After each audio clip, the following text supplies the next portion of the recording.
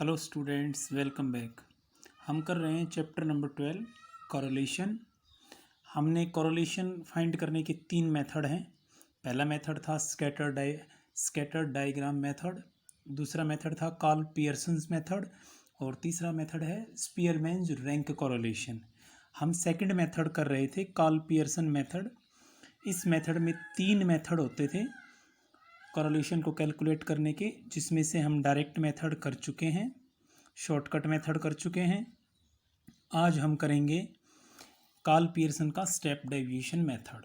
Karl Pearson के step deviation method से rank calculate करने का फॉर्मूला होता है summation d x dash d y dash minus summation d x dash into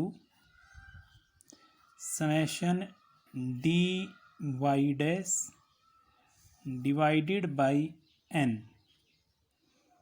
upon, पूरे के अपॉन में है under root summation d x dash square minus summation d x dash का स्क्वायर अपॉन एन। इनटू में है इसके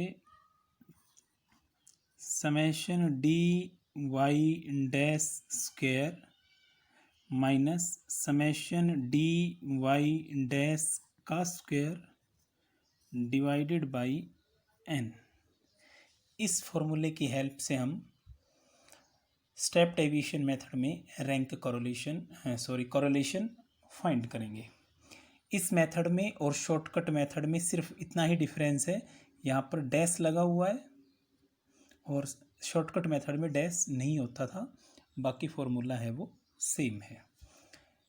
सबसे पहले क्या होता है, हम डी एक्स फाइंड करते हैं। डी एक्स फाइंड करने का फॉर्मूला होता है एक्स सीरीज़ में, पहली सीरीज़ में आइटम्स माइनस एक अज्यूम्ड मीन मानेंगे, डी एक्स फाइंड हो जाएगा जैसा कि शॉर्टकट मेथड में करते थे। डी एक्स डैश फाइंड करने का फॉर्मूला होता है डी एक्स डिवाइडेड बाई सी। ठीक इसी तरह से डी वाई को कैलकुलेट करेंगे तो वाई आइटम्स जो सेकंड सीरीज़ में है अज्यूम्ड मीन को घटा देंगे, डी वाई फाइंड हो जाएगा। और डी वाई डैश को कैलकुलेट करेंगे तो डी वाई अपॉन सी, क्योंकि सी यहाँ भी है और सी यहाँ भी है इसलिए इसको C1 बोल देंगे हम और इसको C2। इस तरह से हम इसको कैलकुलेट करेंगे। एक एग्जांपल के थ्रू इस मेथड को करने की कोशिश करते हैं।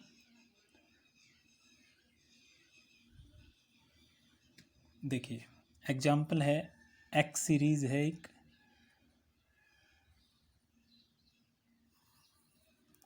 एक वाई सीरीज ले लेते हैं। एक्स सीरीज में आइटम्स दे रखे हैं 5, 10, 15, 20, 25। एन की वैल्यू होगी, नंबर ऑफ आइटम्स कितने हैं यहाँ पर 5। वाई सीरीज में 40, 35, 30, 25 एंड 20। यहाँ भी नंबर ऑफ आइटम कितने हो गए 5 हो गए। सबसे पहले हम फाइंड करेंगे डी एक्स कैसे कैलकुलेट करेंगे, अभी बताया था एक्स माइनस ए। एक्स सीरीज में से किसी एक आइटम को हमने क्या मान लिया, ए मान लेंगे हम। डी एक्स फाइंड करेंगे 5 माइनस 15 माइनस के 10 माइनस के 5 0 प्लस के 5 प्लस के 10, डी एक्स हो गया। अब डी एक्स डैश कैलकुलेट करेंगे तो D x divided by C1 क्या होता है, डी एक्स में HCF देख लो कितना है 5। इस डी एक्स को C1 से डिवाइड कर देंगे। C1 का मतलब हो गया डी एक्स का HCF 5 हो गया। डी एक्स है 10, minus 10 upon 5 -2 -1 0 1 and 2, dx dash find हो गया हमारा ये। अब dy फाइंड कर लेंगे। dy फाइंड करने के लिए dy फाइंड करेंगे तो फॉर्मूला हो जाएगा y माइनस ए।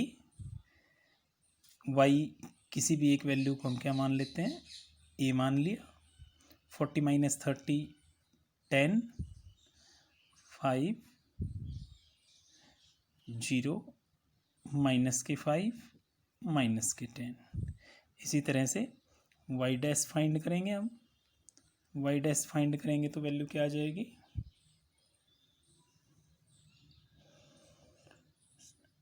dy का HCF होगा 5, तो 2 1 0 -1 -2। फॉर्मूले में देखो dx को dy से मल्टीप्लाई करना है हमें, तो अगले स्टेप में हम क्या कर लेंगे, dx dash dy dash multiply कर देंगे। ये रहा हमारा dx डैश, ये रहा dy डैश। माइनस के 4 माइनस का 1 0, 1 को -1 से किया -1, 2 को -2 से किया माइनस के। इनका टोटल करेंगे तो summation dx dash dy dash कितना आ गया, माइनस का 10। ये वैल्यू फाइंड हो गई। अब summation dx dash, summation dx dash कहाँ है, ये रहा, ये dx डैश है। इसका टोटल करेंगे हम तो समेशन dx डैश कितना आएगा, प्लस के 3 माइनस के 3 0।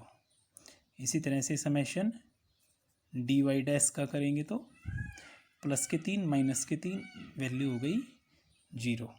फॉर्मूले में देखो हमारे पास ये वैल्यू आ गई है, ये वैल्यू आ गई है, ये वैल्यू आ गई है, n की वैल्यू हमारे पास है ही। नीचे आओ, नीचे है dx डैश का स्क्वायर। अगला कॉलम निकालेंगे हम, dx डैश और इसका स्क्वायर। ये रहा हमारा dx डैश, इसका स्क्वायर करेंगे तो माइनस का 4 प्लस का 4 हो जाएगा, ये प्लस का 1 0, 1 का स्क्वायर 1 और 2 का स्क्वायर 4। इनका टोटल क्या कहलाएगा, समेशन dx डैश का स्क्वायर कितना आ गया, ये 10। हमारे पास ये वैल्यू भी आ गई है, ये वैल्यू हमने यहाँ से फाइंड ले ली है, फाइंड कर चुके हैं। n हमारे पास है। अब हमें चाहिए क्या, समेशन dy डैश का स्क्वायर। तो dy डैश और इसका स्क्वायर, ये रहा dy डैश, इसका स्क्वायर कर दो। 2 का स्क्वायर 4, 1 का स्क्वायर 1, 0 का स्क्वायर 0, -1 का 1, -2 का 4। ये वैल्यू क्या कहलाएगी, समेशन dy डैश का स्क्वायर कितनी आ गई, 10। अब हम इसको किस फॉर्मूले में डाल देंगे, r इज इक्वल टू क्या है, summation dx dash dy dash. Summation dx dash dy dash कितना दे रखा है, ये माइनस का 10। इसके बाद माइनस dx डैश और dy डैश। ये रहा हमारा dx डैश कितना है, 0, और ये वैल्यू हो गई dy डैश की, डिवाइडेड बाई n की जगह कर दिया 5। हमारे ऊपर की वैल्यू जो थी हमने वो पुट कर दी हैं इसमें। अब नीचे आ जाओ, समेशन dx डैश का स्क्वायर। समेशन dx डैश का स्क्वायर कितना है, 10 रूट में डाल दिया इसको हमने। आगे है minus summation dx dash, 0 value है, इसका स्क्वायर डिवाइडेड बाई 5। इसी तरह से आगे जाएंगे, आगे है समेशन dy डैश का स्क्वायर, वैल्यू है 10, माइनस समेशन dy डैश 0, इसका स्क्वायर और डिवाइडेड बाई n। ये रहा फॉर्मूला, इसमें हमने क्या कर लिया, लिख लिया है इसको। सारी वैल्यू पुट हो गई हैं। ऊपर देखिए अब माइनस के 10 और ये वैल्यू सारी 0 हो गई हैं। नीचे आएंगे, माइनस का 10 और अगली वैल्यू ये 0 हो गई है। 0 है इसमें, 0 का स्क्वायर करेंगे 0, 0/5 0 हो जाएगा। इसी तरह आगे वाले में जाएंगे तो ये 10 और माइनस के बाद की वैल्यू हो गई है 0। माइनस के 10 यहाँ पर लिख देंगे हम √10, 2 बार है तो इसका क्या हो गया स्क्वायर, स्क्वायर से root cancel. -10/10 is equal to minus का 1।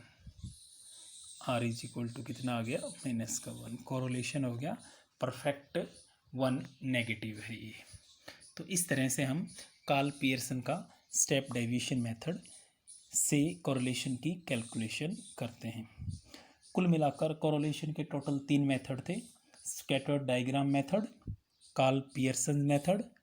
तो हम कार्ल पियर्सन मेथड में 3 तरह के मेथड थे, तीनों मेथड कर चुके हैं और इसके अलावा स्कैटर्ड डायग्राम कर चुके हैं। अब कोरिलेशन का जो लास्ट मेथड है स्पीयरमैन रैंक कोरिलेशन, वो मेथड बच गया है, उसके बाद ये चैप्टर ख़त्म हो जाएगा। तो स्टूडेंट्स आज आप कार्ल पियर्सन मेथड के तीनों जो मेथड हैं डायरेक्ट, शॉर्टकट और स्टेप डेविएशन, इनकी प्रैक्टिस कीजिए, इसको पूरा कीजिए। Thank you.